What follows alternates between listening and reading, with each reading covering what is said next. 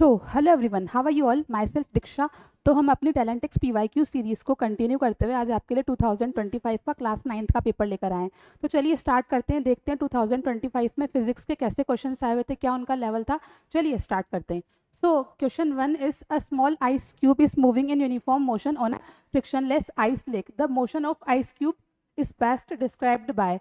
First option is Newton's third law of motion, Newton's first law of motion, Newton's universal law of gravitation, Newton's second law of motion. So you know Newton's first law of motion में क्या होता है? Newton's first law of motion में अगर कोई object rest में है तो वो रेस्ट में ही रहता है। अगर यूनिफॉर्म मोशन से मूव कर रहा है तो वो यूनिफॉर्म मोशन से ही मूव करता रहेगा जब तक कि उस पर कोई एक्सटर्नल फोर्स ना लगाया जाए। तो हमें इसमें गिवन है कि जो आइस क्यूब है वो यूनिफॉर्म मोशन में मूव कर रहा है on a frictionless ice lake, यानी कि वो यूनिफॉर्म मोशन से ही मूव करता रहेगा जब तक कि उस पर कोई एक्सटर्नल फोर्स ना लगाया जाएगा। यानी कि we can say second option will be our correct answer, Newton's first law of motion. तो हम आइस क्यूब का जो मोशन है उसको Newton's first law of motion से बेस्टली डिस्क्राइब कर सकते हैं। Clear? Now second question is which star is nearest to Earth. ठीक है, तो इसमें हमें फाइंड आउट करना है कौन सा जो स्टार है वो अर्थ के एकदम नियरेस्ट है। तो हमारा जो सन होता है वो एकदम नियरेस्ट होता है, बाकी जो ये पोल स्टार है, सीरियस एंड सिग्नी, ये तीनों जो होते हैं अर्थ से वास्ट डिस्टेंस पर होते हैं। सो ये हमारे इनकरेक्ट होंगे। ठीक है, sun will be our correct answer. Clear? Now third question is a stone is dropped from the top of a tower to 50 meter high and another stone is projected vertically upward with the velocity 50 meter per second simultaneously.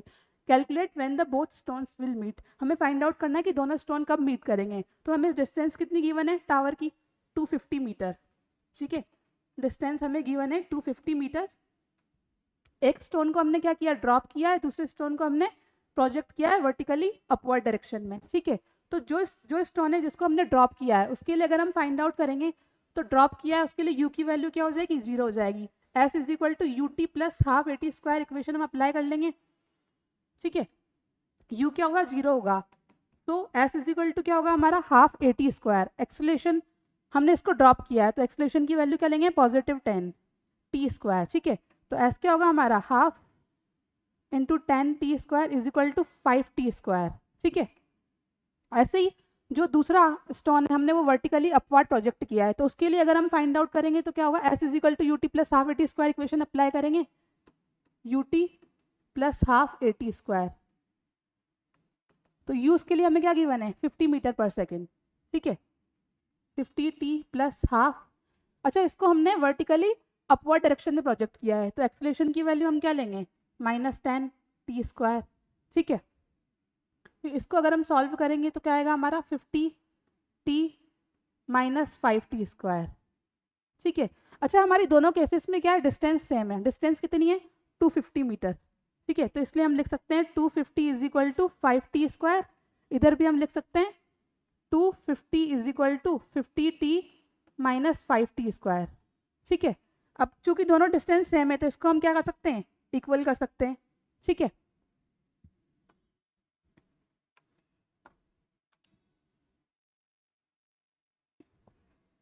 दोनों distance को हम equal कर लेंगे, यानी कि 5 t square is equal to, from equation 1 and 2 हम दोनों equations को इक्वल कर लेंगे। 5 t square is equal to 50 t minus 5 t square. इसको अगर हम सॉल्व करेंगे तो हमारा क्या होगा? 10 t square is equal to 50 T.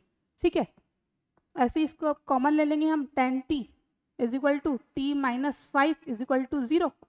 इससे हमारी टी की क्या आएगी? 2 वैल्यूज आएंगी। ठीक है, टी की हमारी 2 वैल्यूज आएंगी।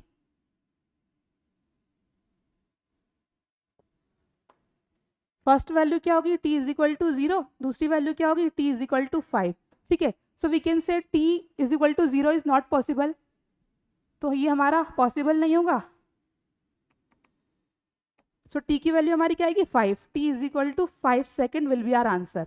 ठीक है, so we can say second option will be our correct answer. Clear? Now fourth question is fill in the blanks. First, the instrument that may be used to detect whether a body is charge or not is known as. Second, the instrument which is used to measure and record details of earthquakes is known as. So हमें पता है कि एक ऐसा instrument जिसको हम charge को detect करने के लिए यूज करते हैं वो कौन सा इंस्ट्रूमेंट होता है? हमारा लीफ इलेक्ट्रोस्कोप होता है। तो फर्स्ट वाले के लिए हमारा क्या आएगा? इलेक्ट्रोस्कोप।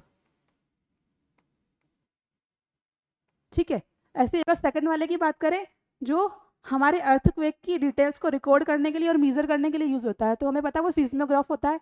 ठीक है, तो हमारे सेकंड वाले का क्या होगा, सीस्मोग्राफ।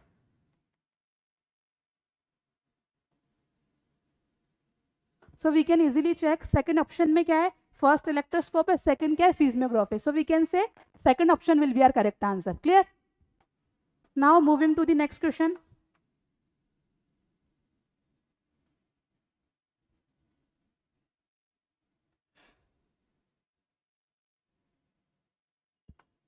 नेक्स्ट क्वेश्चन की ओर मूव करते हैं।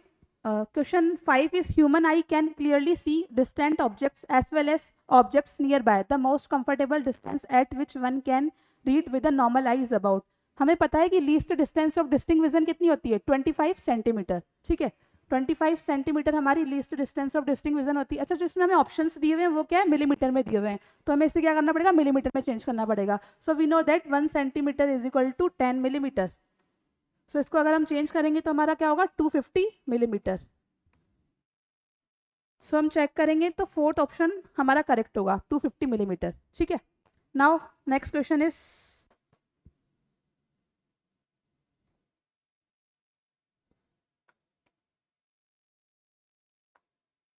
a car moving at 160 km per hour when passes the mark A, driver applies brake and reduces its speed uniformly at 40 km per hour at mark C. The marks are spaced at equal distances along the road as shown below. ठीक है, हमें इसमें car given है, mark ए, mark B, mark सी। इसमें हमें find out करना है जो कार है उसकी स्पीड 100 किलोमीटर पर आवर किस किस कंडीशन में होगी, मतलब किस किस किस स्पेस पर उसकी स्पीड 100 किलोमीटर पर आवर होगी, हमें ये फाइंड आउट करना है। ठीक है, तो हमें जो गिवन है पहले लिख लेते हैं। इनिशियली हमें क्या स्पीड गिवन है, 160 किलोमीटर पर आवर, जो कि इनिशियली इसकी यहाँ पे स्पीड थी 160 किलोमीटर पर आवर। अब ये कार जब मूव करेगी, जब ये मार्क सी पर पहुंचती है तो उसकी स्पीड क्या हो जाती है, 40 किलोमीटर पर आवर। ठीक है,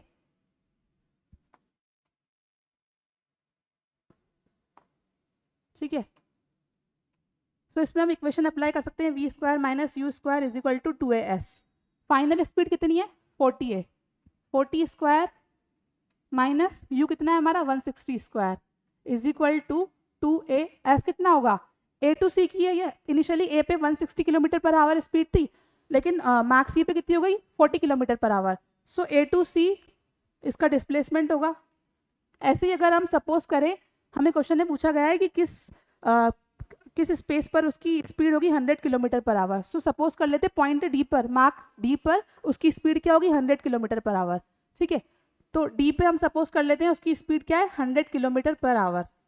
ठीक है, तो वो ए से चलना स्टार्ट किया है, तो फाइनल स्पीड क्या हो जाएगी उसकी, 100 का स्क्वायर। फिर से हम ये इक्वेशन का यूज कर लेंगे, 100 square minus 160 square is equal to 2a। अच्छा, इस केस में डिस्प्लेसमेंट हमारा कितना होगा, डिस्प्लेसमेंट हमारा होगा ए डी, क्योंकि मार्क ए से चलना उसने स्टार्ट किया, डी पे उसकी स्पीड कितनी हो गई, 100 किलोमीटर पर आवर, तो यहाँ पे हम ए डी लिख लेंगे। ऐसे ये हमारी क्वेश्चन 2 एंड इक्वेशन 3, इसका हम रेशियो अगर फाइंड आउट करेंगे, 2a से 2a कैंसिल आउट हो जाएगा, ए सी अपॉन ए डी हो जाएगा। इसको अगर हम सॉल्व करेंगे तो ये हमारा क्या होगा, 1600, ये हमारा होगा 250 600। इसको सॉल्व करेंगे तो हमारा ये आएगा 24000 माइनस। ऐसे ही इसको हम सॉल्व करेंगे तो क्या आएगा, 100 का स्क्वायर, 100 का स्क्वायर कितना होता है। ठीक है, ऐसे ही इसको हम सॉल्व करेंगे तो 25600, यानी कि 15600 आएगा। बेसिकली हमने इक्वेशन 2 एंड इक्वेशन 3 का रेशो फाइंड आउट किया है, इसमें इसको हम सॉल्व करेंगे। ठीक है, ये हमारा कट हो जाएगा 12 की टेबल से। ठीक है, 20/13 ए सी अपॉन ए डी। ठीक है, इससे हमारी ए सी की वैल्यू आएगी, ए सी की वैल्यू क्या आएगी, A C is equal to 20/13 A D.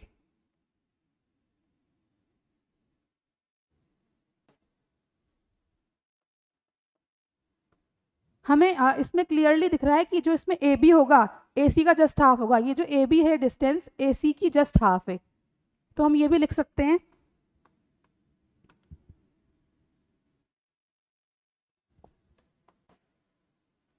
A B is equal to half of A C, ठीक है। ए बी जो है जस्ट ए सी का हाफ है। एक दूसरी इक्वेशन हमारी कौन सी है, A C is equal to 20/13 A D, ठीक है। इससे हम क्या करेंगे, इससे हम क्या कर सकते हैं, इससे हम अगर हम ए डी की वैल्यू फाइंड आउट करेंगे तो A D is equal to क्या होगा हमारा 13/20 ए सी, ठीक है। ए बी की वैल्यू हमें मिल गई है, ए डी की वैल्यू हमें मिल गई है, ठीक है। इसको हम क्या कर सकते हैं, इसको हम इजीली देख सकते हैं कि ए बी जो है ए सी का जस्ट हाफ है और ए डी क्या है, ए सी का 13/20 टाइम्स है। तो 1/2 को हम अगर इसको हम कंपेयर करें 13/20 और 1/2 को, तो 13/20 एंड 1/2 में 13/20 ग्रेटर देन है, क्योंकि 1/2 को हम क्या लिख सकते हैं 10/20 लिख सकते हैं। तो इजीली हमें क्लियरली दिख रहा है कि 13/20 हमारा 1/2 से ग्रेटर देन है, यानी कि जो ये ए डी डिस्टेंस है वो ए बी के कंपेरिजन में ज़्यादा होगी। यानी कि ए बी और ए डी को अगर हम कंपेयर करें, ए बी और ए डी को अगर हम कंपेयर करें तो ए डी 13/20 फैक्टर हमारा ज़्यादा आ रहा है, यानी कि ए डी की वैल्यू ज़्यादा है, यानी कि ए बी ए डी से लेस होगा।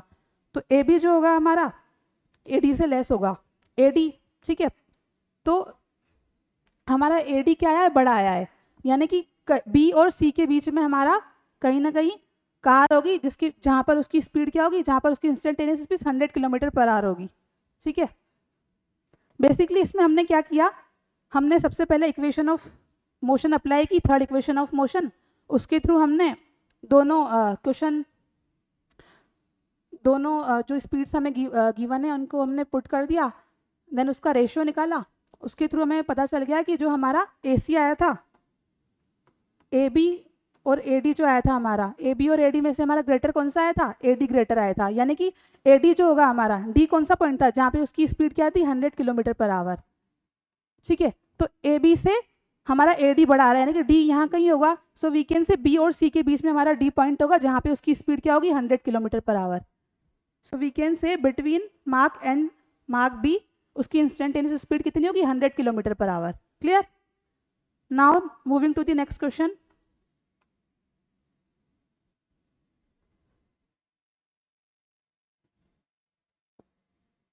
नेक्स्ट क्वेश्चन देखते हैं। A shell of mass 5m acted upon by no external force and initially at rest bursts into 3 fragments of masses m, 2m and 2m respectively. The first 2 fragments move in opposite directions with velocities of magnitudes 2v and v respectively. The third fragment will, ठीक है। हमें इन चार में से option check करना है कौन सा ऑप्शन हमारा करेक्ट होगा, ठीक है। हमें इनिशियली गिवन है शेल का मास कितना है 5m, 5m मास हमें गिवन है, ठीक है। तो हम इनिशियल मोमेंटम फाइंड आउट कर सकते हैं, इसका p initial is equal to m v होता है, तो 5m मास है। वेलोसिटी उसकी क्या है, इनिशियली क्या होगी, जीरो वेलोसिटी होगी, तो इनिशियल मोमेंटम हमारा कितना हो जाएगा, जीरो हो जाएगा। ऐसे ही हम क्या करेंगे, जब वो बस्ट हो जाता है 3 फ्रेगमेंट्स में, तो मास कितने हैं m, 2m, 2m, तो फाइनल मोमेंटम हम फाइंड आउट करेंगे। फाइनल मोमेंटम क्या होगा हमारा m v जो v1 वेलोसिटी है plus 2m v2 plus 2m v3, ठीक है। अब हमें चेक करना है, इसमें गिवन है हमें कि जो 2 फ्रेगमेंट्स होते हैं, first 2 fragment move in opposite direction with velocities of magnitude 2v and v respectively. जो 2 फ्रेगमेंट्स है हमारे, एक तो हमारा 2v वेलोसिटी से मूव कर रहा है और दूसरा फ्रेगमेंट हमारा v वेलोसिटी से मूव कर रहा है, ठीक है। सो हमारा जो पहला फ्रेगमेंट है वो 2v वेलोसिटी से मूव कर रहा है और दोनों क्या कर रहे हैं, अपोजिट डायरेक्शन में मूव कर रहे हैं। अगर एक की प्लस आई केप यानी कि एक्स एक्सिस में डायरेक्शन मान लें अगर हम, और दूसरी क्या होगी माइनस आई केप मान लेंगे। अगर एक की डायरेक्शन हम आई केप कंसिडर कर लेते हैं, दूसरे की क्या होगी माइनस आई केप होगी। सो हम कह सकते हैं कि m v1 हमारा क्या होगा, v1 हमारा होगा डिस्टेंस हमें स्पीड हमें कितनी गिवन है 2v आई केप। ऐसे ही दोनों अपोजिट डायरेक्शन में जा रहे हैं तो दूसरे वाले की स्पीड हम क्या कर लेंगे माइनस आई केप मान लेंगे, प्लस 2m माइनस आई केप, ठीक है। v3 हमें फाइंड आउट करना है, ठीक है।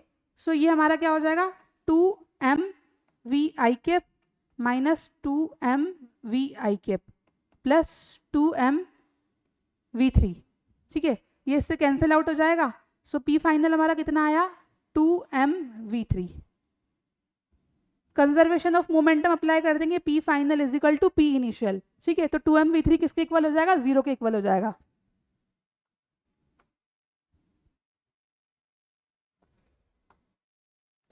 2mv3 is equal to 0। तो इससे v3 की वैल्यू क्या आई हमारी 0। सो वीकेंड से जो थर्ड फ्रेगमेंट होगा उसकी वेलोसिटी 0 होगी, यानी कि वो क्या होगा हमारा रेस्ट में होगा। So we can check the options. Third option will be our correct answer, क्योंकि जो हमारा थर्ड फ्रेगमेंट है वो रेस्ट में रहेगा, उसकी वेलोसिटी कितनी रहेगी 0 रहेगी। ठीक है, third option will be our correct answer. Now moving to the next question.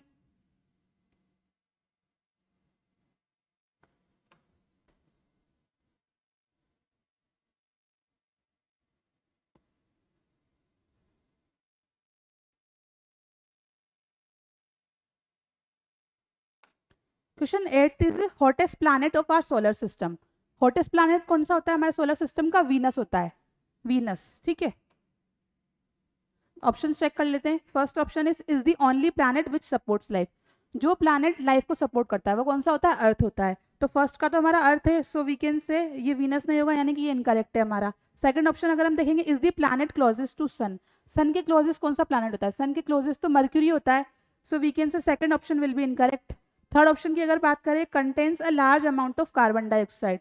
Yes, this is the characteristics of Venus planet, so we can say third option will be our correct answer. अगर fourth option को देखें, is also known as red planet. Red planet कौन सा होता है हमारा? Mars होता है।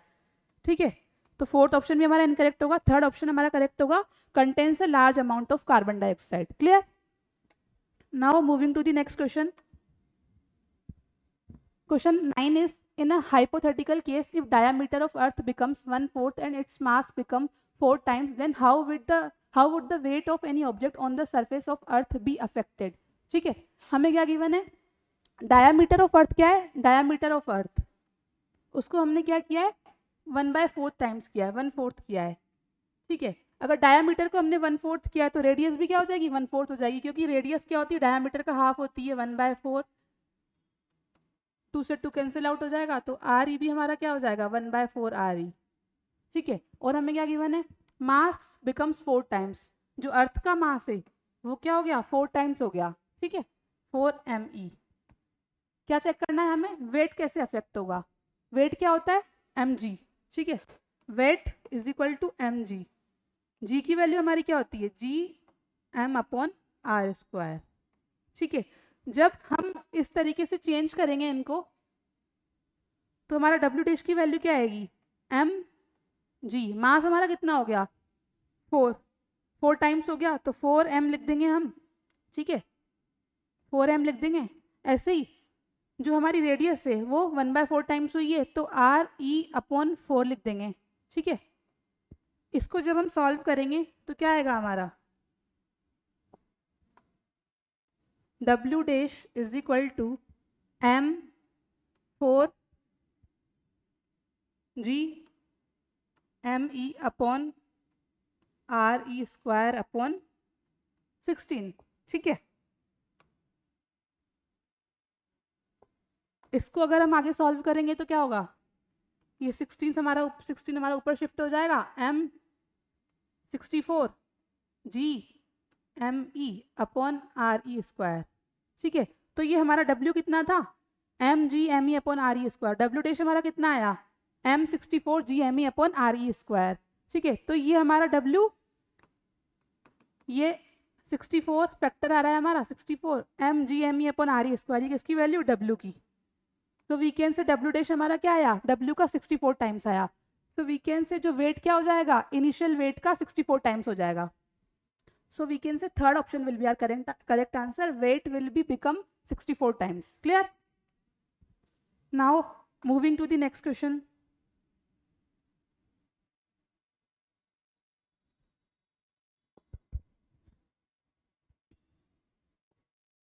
नेक्स्ट क्वेश्चन देखते हैं। For a body in equilibrium which of the following is true.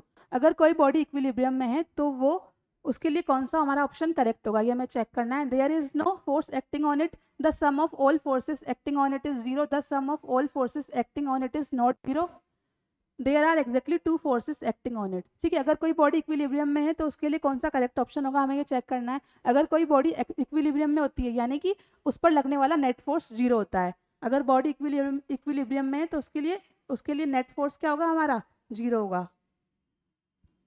Net force 0 होगा। इसका मतलब ये बिल्कुल नहीं है कि उस पर कोई फोर्स एक्ट नहीं कर रहा है, इसका मतलब ये है कि जो भी उस पर फोर्स एक्ट कर रहे हैं वो बैलेंस होने चाहिए, उनका नेट जीरो आना चाहिए। ठीक है, तो नेट फोर्स हमारा क्या आना चाहिए, बॉडी के इक्विलिब्रियम में रहने के लिए नेट फोर्स जीरो आना चाहिए। So we can say the there is no force acting on it. नहीं, फोर्स तो एक्ट कर सकता है लेकिन नेट फोर्स जीरो होना चाहिए। The sum of all forces acting on it is zero. That is second option will be our correct answer. Clear. Now question 11 is, question 11 देखते हैं क्या है हमारा।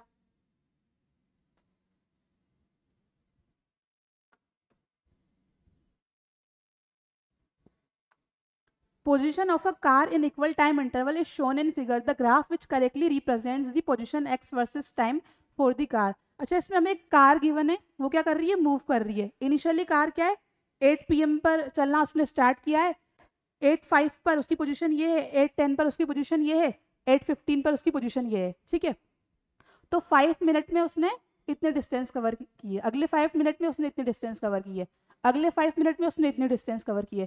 यानी कि पहले उसने कम डिस्टेंस कवर की, उसके बाद अगले 5 मिनट में उसने ज़्यादा डिस्टेंस कवर किए, उसके अगले 5 मिनट में उसने और ज़्यादा डिस्टेंस कवर किए। यानी कि वो क्या कर रही है, इक्वल टाइम इंटरवल में अनइक्वल डिस्टेंस कवर कर रही है। इक्वल टाइम इंटरवल में क्या कर रही है, वो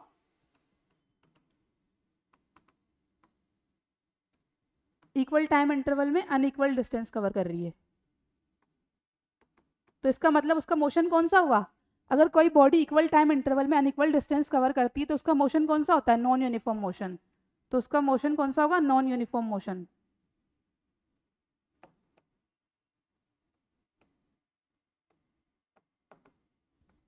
सो हमारा फर्स्ट ऑप्शन क्या है, ये तो हमारा यूनिफॉर्म मोशन का ग्राफ है, तो ऐसे वैसे ही हमारा इनकरेक्ट हो जाएगा। ठीक है, अगर non uniform motion, non uniform motion में हमारा ग्राफ कैसा आता है, या तो ऐसा आता है या ऐसा आता है। अच्छा, अगर इसको हम ध्यान से ऑब्जर्व करें तो इनिशियली तो उसने कम डिस्टेंस कवर किए, उसके बाद ज़्यादा डिस्टेंस कवर किए, उसके बाद और ज़्यादा डिस्टेंस कवर किए। यानी कि वो क्या कर रही है, उसकी स्पीड बढ़ गई है, यानी कि स्पीड बढ़ने से वो उसी टाइम में ज़्यादा डिस्टेंस कवर कर रही है, यानी कि उसकी स्पीड क्या है, इंक्रीजिंग स्पीड है। तो इंक्रीजिंग में हमारा कैसा ग्राफ आता है, इंक्रीजिंग में हमारा कुछ ऐसा ग्राफ आता है। So we can say third option will be our correct answer, क्योंकि वो उसी सेम टाइम में धीरे धीरे अपनी डिस्टेंस को ज़्यादा कवर कर रही है। पहले कम डिस्टेंस कवर की उसने, उसके बाद और ज़्यादा कवर की, उसके बाद और ज़्यादा कवर की, यानी कि उसकी स्पीड क्या हो गई, इंक्रीज हो गई होगी। इंक्रीज होने की वजह से ही उसने उसी सेम टाइम में ज़्यादा डिस्टेंस को कवर किया। So we can say third option will be our correct answer, क्योंकि उसका नॉन यूनिफॉर्म मोशन है और नॉन यूनिफॉर्म मोशन में उसकी स्पीड क्या है, इंक्रीजिंग स्पीड है। तो इंक्रीजिंग स्पीड के लिए हमारा कुछ ऐसा ग्राफ आता है। So we can say third option will be our correct answer. Clear. Now moving to the next question.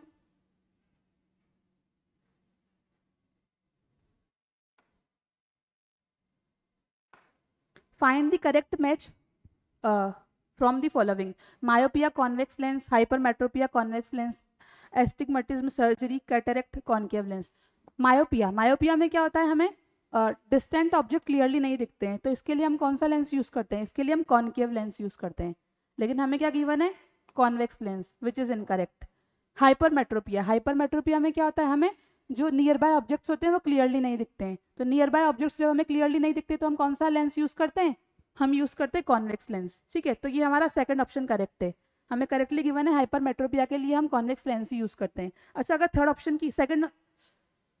Option की बात करें, अस्टिग्मेटिज्म इज इक्वल टू सर्जरी, नहीं, अस्टिग्मेटिज्म जो होता है इसके लिए हम क्या सिलेंड्रिकल लेंस यूज करते हैं, तो ये भी हमारा इनकरेक्ट है। ठीक है, third option will be incorrect. Fourth option की बात करें, कैटरेक्ट कॉन्केव लेंस, जो कैटरेक्ट है वो सर्जरी के थ्रू ही हमारा ठीक हो पाता है, इसलिए फोर्थ ऑप्शन भी हमारा इनकरेक्ट होगा। So we can say second option will be our correct answer, hypermetropia, क्योंकि हाइपरमेट्रोपिया में हम उनको हाइपरमेट्रोपिया को करेक्ट करने के लिए हम कॉन्वेक्स लेंस यूज करते हैं। So second option will be our correct answer. Clear.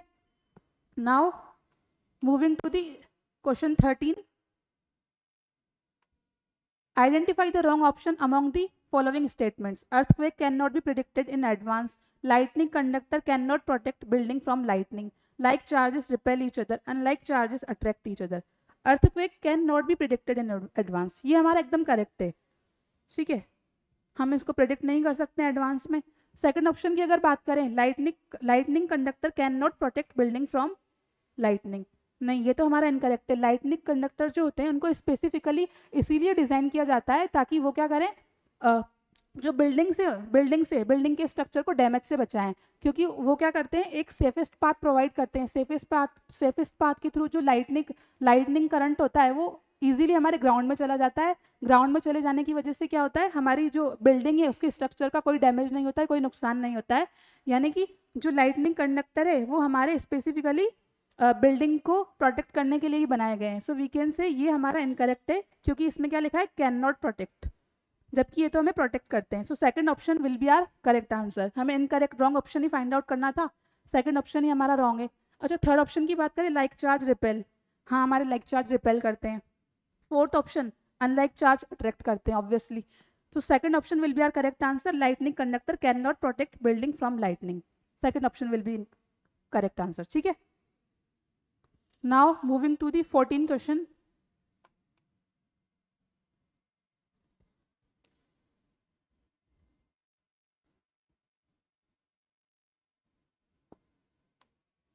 A person moves 50 meters south, then 50 meter east, then again 50 meter north. If the total time taken by him in entire journey as 1 minute 40 seconds, calculate his velocity. हमें velocity find out करनी है। हमें क्या given है, person पहले 50 metre south move करता है। अच्छा, अगर हम डायरेक्शन की बात करेंगे, नॉर्थ डायरेक्शन होती है, साउथ होती है, ये ईस्ट होती है, ये वेस्ट होती है, ठीक है। पर्सन क्या कर रहा है, 50 मीटर साउथ मूव कर रहा है। 50 मीटर साउथ यानी कि अगर पर्सन ए पोजीशन पे, तो 50 मीटर वो साउथ में मूव करके यहाँ पर आ गया बी पोजीशन पे, ठीक है। उसके बाद उसने क्या किया, 50 मीटर ईस्ट में मूव किया, यानी कि 50 मीटर वो क्या करेगा, ईस्ट में मूव करेगा, वो सी पोजीशन पे आ गया। देन उसके बाद उसने क्या किया, देन अगेन 50 मीटर नॉर्थ वो मूव कर रहा है। 50 मीटर नॉर्थ वो मूव करेगा, नॉर्थ डायरेक्शन यहाँ पर है, तो 50 मीटर वो नॉर्थ मूव करेगा, डी पोजीशन पे आ जाएगा, ठीक है। अब हमें क्या फाइंड आउट करना है, वेलोसिटी। वेलोसिटी हमें फाइंड आउट करनी है। वेलोसिटी क्या होती है, डिस्प्लेसमेंट अपॉन टाइम टेकन, ठीक है। वेलोसिटी क्या होती है, डिस्प्लेसमेंट लेते हैं हम इसमें, डिस्प्लेसमेंट अपॉन टाइम, ठीक है। डिस्प्लेसमेंट क्या होगा, पहले वो इनिशियल पोजीशन उसकी क्या थी, ए थी, अब वो कहाँ पहुंच गया, डी पर पहुंच गया, तो डिस्प्लेसमेंट उसका यहाँ से यहाँ तक का होगा, यानी कि 50 मीटर का उसका डिस्प्लेसमेंट है, ठीक है। 50 मीटर का उसका डिस्प्लेसमेंट है। टाइम की अगर बात करें, टाइम उसको कितना लगा है, 1 मिनट 40 सेकेंड, 1 मिनट 40 सेकेंड, ठीक है। मिनट को अगर हम सेकंड में चेंज करें तो ये 60 मिनट होगा, प्लस हमारा 40 सेकंड है, यानी कि 100 सेकंड का उसको टाइम लगा है इस डिस्टेंस को कवर करने में, ठीक है। तो उसका डिस्प्लेसमेंट 50 मीटर है एंड उसका टाइम कितना है, 100 है, 100 सेकेंड, ठीक है। तो हमारा क्या है, 50 अपॉन 100, इसको हम सॉल्व करेंगे तो क्या आएगा हमारा 1/2 मीटर पर सेकेंड, यानी कि 0.5 मीटर पर second. So we can check the options. First option में क्या है हमारा, 0.5 मीटर पर second, so we can say first option will be our correct answer. Clear. Now moving to the last question. Last question देखते हैं। In our solar system the cube of the mean distance of planet from the sun is proportional to the square of its orbital period. This statement is best explained by which one of the following choices, Newton's universal law of gravitation, Kepler's first law, Kepler's second law, Kepler's third law. तो ये तो हमारा statement given है हमें। Statement ये कौन सा है, केपलर्स थर्ड लॉ का स्टेटमेंट है, ठीक है। इसमें जो हमें गिवन है cube of the mean distance of planet, actually किसको रेफर कर रहा है, हमारा केपलर थर्ड लॉ क्या होता है, square of orbital period,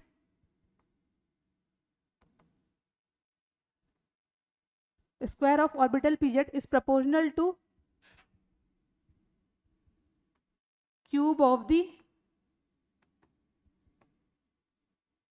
semi major axis of its orbit, ठीक है।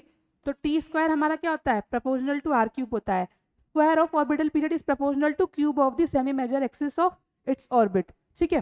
T square directly proportional to r cube होता है। तो यहाँ पे जो ये cube of mean distance of planet किसको रेफर कर रहा है, cube of the semi major axis of its orbit, ठीक है।